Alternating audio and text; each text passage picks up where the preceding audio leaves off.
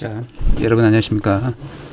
자, 오늘은 좀 새로운 주제를 갖고 얘기를 해보도록 하겠습니다. 자, 제가 이런 유튜브를 올리면서 가장 많이 듣는 질문 중에 하나가 바로 이겁니다. 자, 부동산 분양일 앞으로도 계속 할 수 있는가? 앞으로 미래는 어떤가? 과연 이것에 관한 저 개인적인 얘기를 한번 해볼까 합니다. 자, 분양일의 미래. 자, 지금 저희가 분양하고 있는 게 어떤 거죠? 뭐 여러 가지가 있습니다. 아파트, 일반 분양, 취주택, 호텔. 호텔은 요즘에 거의 안 하고 있죠. 오피스텔, 상가. 그다음에 뭐 어떤 특정 부동산에 대해서 할 수가 있고, 이런 분양일은 하나 확실한 건 없어지지는 않는다는 겁니다. 앞으로도 계속 되는데, 그럼 옥석 고르기를 잘해야 된다. 지주택 같은 경우에는 저희가 가장 많이 접할 수 있는 분양이라고 하면 안 되죠. 요거는 좌우 모집인데, 사실상 우리한테는 분양이라고 정의를 해도 과언은 아니다. 좌우 모집이긴 하지만 좌우 모집도 분양과 비슷한 형태로 하기 때문에 좌우 모집하는 일도 저희가 앞으로 계속 해야 될 일 중 하나인데, 이런 좌우 모집은 앞으로 절차가 까다로워지는 등 상당히 어려움이 예상되고 있습니다. 하지만 그걸 통과하고 나면 조금 더 쉽게 조합원을 모집할 수가 있고, 앞으로 그런 법률을 통과한 그런 부지나 그런 땅 같은 경우에는 조금 더 쉽게 접근할 수가 있다는 게 하나는 명확해지고 있고요. 그래서 선량한 피해자가 생기면 안 되죠.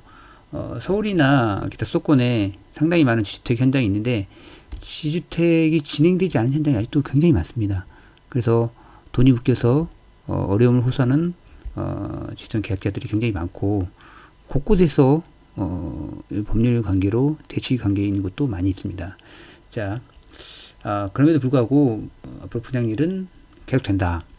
지금 우리나라의 인구는 사실상 올해부터 준다고 저는 봅니다. 자, 인구 증가율, 특히 이제 가임 여성들의 날 수 있는 그 명수가 0점대로 벌써 가고 있습니다. 서울 같은 경우에는 0.76 이 정도 선까지 내려와 있는 상태입니다.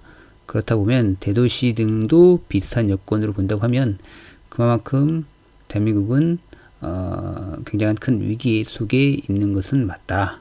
자, 그러면 우리는 어떻게 준비할 것이냐.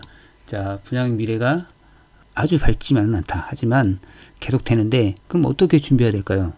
그래서 첫 번째가 트렌드. 자, 우리가 이거를 타파하기 위해서는 트렌드를 분석할 줄 알아야 됩니다.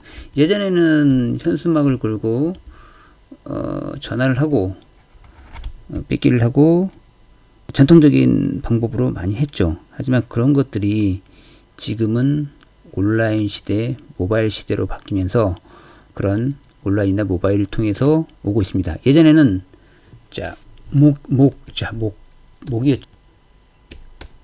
이겁니다. 죄송합니다. 이 목인데, 예전에 목은 오프라인 목이었죠.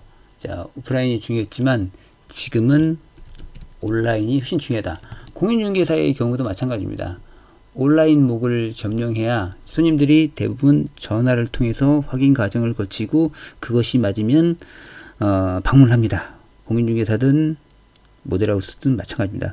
우리가 아주 이슈 있는 부동산을 우리가 분양하지는 않습니다. 그런 것들은 한방, 우리가 말하는 한방이죠. 근데 그런 것들은 건설사에서 월급쟁이 쓰고서 한방에 끝냅니다. 청약시장은 잘 되는 곳은 우리한테 돌아오지 않습니다. 그래서 그런 것은 배제시키고 우리한테 돌아올 수 있는 이런 하청을 통한 분양 대행사를 통한 이런 물건들이 우리한테 오는 그런 것들만 제가 놓고 보겠습니다. 그러면 그 역시도 사실 목입니다.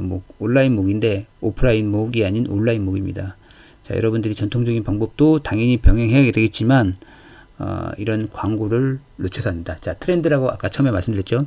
이 트렌드 자체가 온라인과 모바일 쪽으로 점점 더 심화되고 있다. 앉아서 누워서 정보를 볼 수 있는 세상이 이미 오래전부터 열리고 있습니다. 그런데 이런 가중 속도가 좀 더 빨라지고 있다.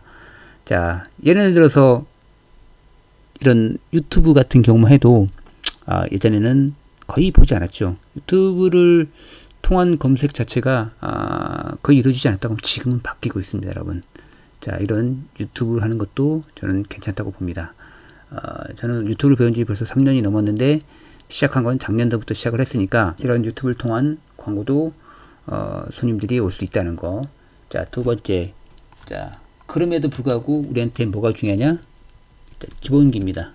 제가 항상 얘기하는 기본기인데, 자, 손님들을 온라인 목을 통해서 끌고 왔어도, 자, 손님들을 우리 소위 말해서 꺾는다고 하죠. 자, 계약을 시킬 수 있는 것은 본인의 기본기가 있어야 된다는 겁니다.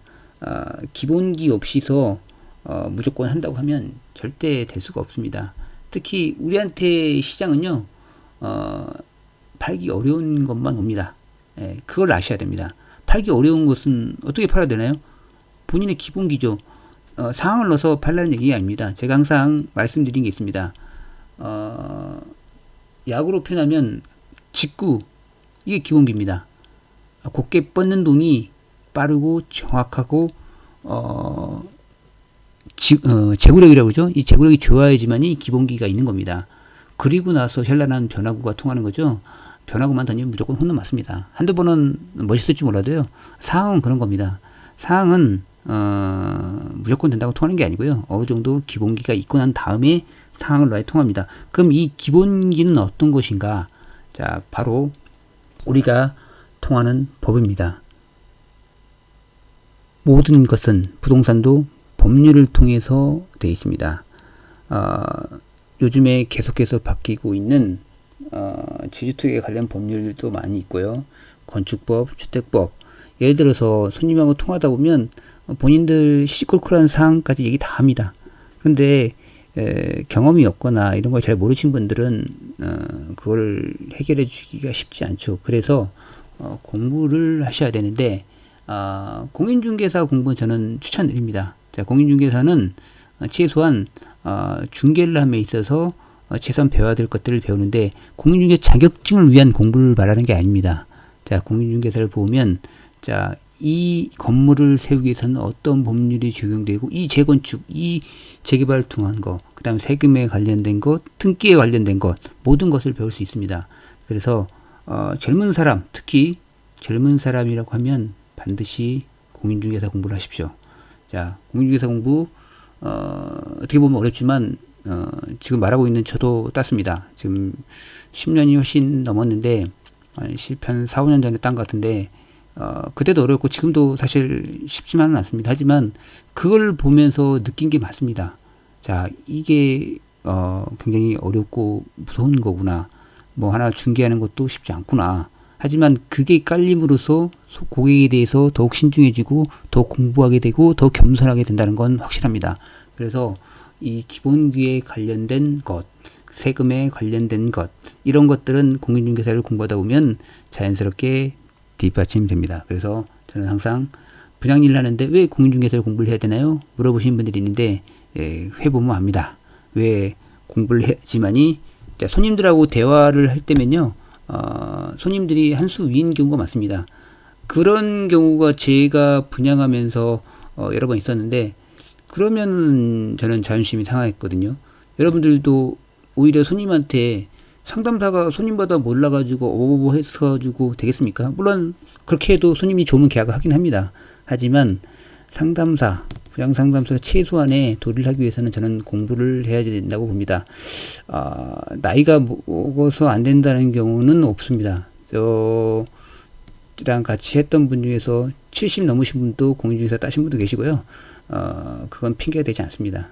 70, 80 아래시면요. 한글 숫자만 읽으실 수 있으시면 다 공부해서 다 따실 수 있습니다. 그래서 자, 분양일의 미래에 대해서 다시 설명드리고 있는데 그 다음 이제 세 번째 제가 자, 온라인 광고나 오프라인 광고에 대해서 알아야 된다는 거고 기본기에 대해서 공부해야 된다는 거고 자, 세 번째가 있습니다. 자, 세 번째 자, 경험이 있으신 분과 경험이 없으신 분들이 따르게 있는데요. 본인이 못 하신다고 하시면 제가 항상 강조드립니다. 잘하시는 분, 1등 하시는 분이 어떻게 하는지, 원래 이 현장에서 1등 하시는 분들이 전장에서도 또 1등하고 그럽니다. 그래서 그분들이 어떻게 광고를 하고 어떻게 하는지 사실 처음에 물어보면 잘 안 가르쳐 줍니다. 그런데 계속 붙어 다니다 보면 금방 어깨 넘어서 배울 수 있습니다. 본인이 이 일에 처음이시거나 모르시는 분들은 잘하시는 분들을 구워 삼든 뭘 사주시든 뭐 어떻게 하든지 배우셔야 됩니다.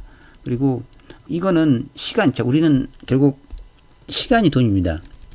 자, 제가 항상 현장을 어떻게 골라야 될지 그런 것에 대해서 제가 다 일일이 영상으로 올려드렸거든요. 자, 오늘 말이 조금 길어지고 있는데, 우리가 시간이 돈, 우리가 지금 다른 일과 다르게 월급쟁이가 아니기 때문에요. 현장 선택도 잘해야 되고 사람 선택도 잘해야 되는데, 우리가 좋은 점이 많지 않습니까? 현장도 우리 마음대로 볼 수가 있고 시간도 우리가 마음대로 선택할 수가 있습니다.